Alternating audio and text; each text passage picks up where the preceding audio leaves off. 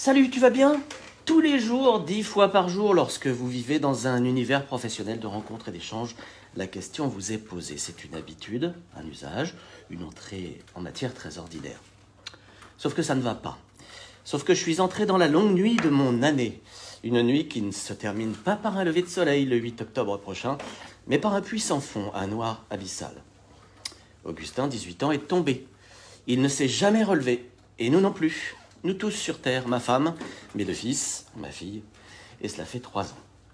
Salut, tu vas bien? 5 fois hier. Ben non, ça ne va pas, je vous explique.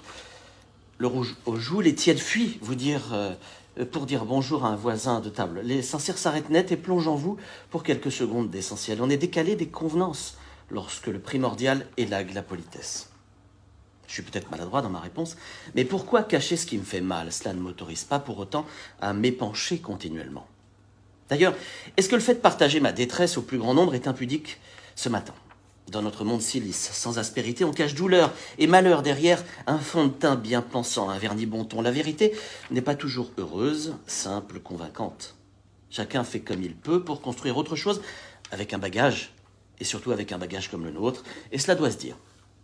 Construire autre chose parce que ce n'est plus possible de se reconstruire. On ne fait pas le deuil d'un fils, on apprivoise sa fragilité. Salut, tu vas bien? Eh bien honnêtement, je ne sais pas. Beaucoup sont passés à autre chose. Tout proche de nous il y a 3 ans. Mais eux, ils ont connu le chagrin, nous la souffrance. Ce que nous vivons est inhumain. C'est pour cela que nous avons choisi le divin. Et le bon Dieu nous renvoie l'ascenseur tous les jours.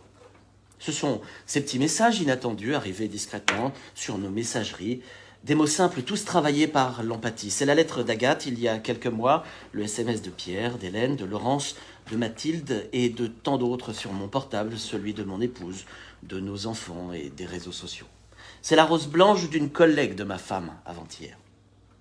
Dorénavant, je ne retrouverai plus l'insouciance, mais je sais pourquoi je ris, pourquoi je pleure aussi.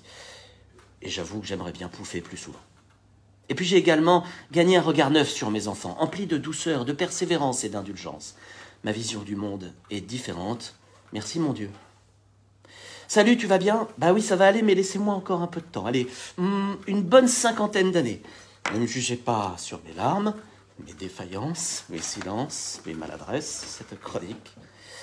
Mais voyez comme je veux vous proposer un monde bien plus beau, débarrassé d'artifices et centré sur l'essentiel.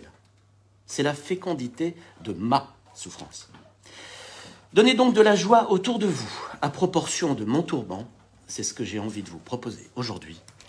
À la semaine prochaine.